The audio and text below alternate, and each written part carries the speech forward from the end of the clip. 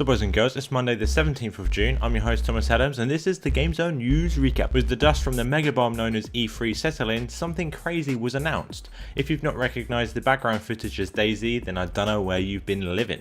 With the hugely popular mod for Arma 2 DayZ getting its own standalone version built from the Arma 3 engine and is currently underway for PC, the console crowd have always wondered, will it come to the PS3 or Xbox 360?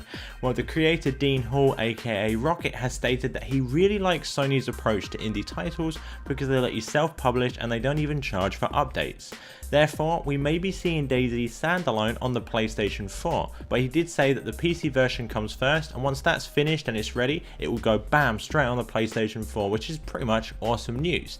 As for the whole Xbox One version, well, he did express how annoying Microsoft are because you need a publisher to actually put a game on the Xbox, and additionally, the updates, to even have any updates, he says you need to pay like $10,000 or something, which, well, I don't know if it's the whole truth, but 10 grand to patch a game? Okay, so ultimately DayZ on the console, it just sounds absolutely amazing and beautiful because I don't care what platform a game is on, because I think they should be released on all platforms because everyone should enjoy a good game if a game is good, and of course DayZ is. Over in the Microsoft corner, we've got some news that again shouldn't really surprise us. Despite a few forums thinking that the whole DRM, 24-hour check and stuff like that with the Xbox One is pretty annoying, so they were thinking that maybe the Xbox One's games would be cheaper because of these annoyances. Well, today Microsoft have officially confirmed that the standard price of an Xbox One game will be $59.99 or pretty much $60 because 1 cent isn't really a change, so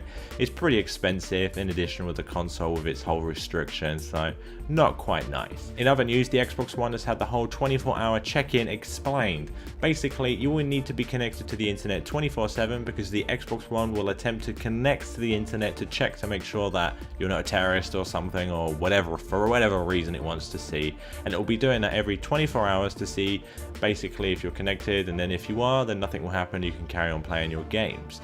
Now, if you are playing a copy of your game at a friend's house, then it will actually want to check in via the internet every hour. And if it doesn't get this, then I assume the Xbox One will grow legs and walk out the room and swear at you or something like that. So if you want to know the full story on what Microsoft has said about the Xbox One and its 24-hour check-ins and so forth, then I recommend you click the link below, and there you go. It should be no surprise that the PlayStation 4 has been winning all of the polls on Amazon and various other websites like that. It's just been like, it just won. It's just, I don't know, one horse race basically. But the PlayStation 4 has doubled the pre-orders of the Xbox One for GameStop, which is pretty impressive. And additionally, if you visit any websites such as Amazon, Play.com, I don't want to mention any more because it's advertising for them, you'll actually see that the PlayStation 4 is at the top of the charts unless they've run out of copies or run out of consoles that they can sell you. Then it may be second, but overall, pretty much game, you name it, it is at the top. The PlayStation 4 is flying off the invisible shelves because it's not out. But yeah, basically, if Sony keep this up, they stand to make mega money from sales of the PlayStation 4. While Microsoft, they make money, don't get me wrong, yeah, they're still going to make money and they're a big company, so they won't go bust from this. But hopefully, what they can see with Sony being really successful, well, successful without even releasing anything, they should hopefully change their attitude, hopefully. But we'll see, yeah,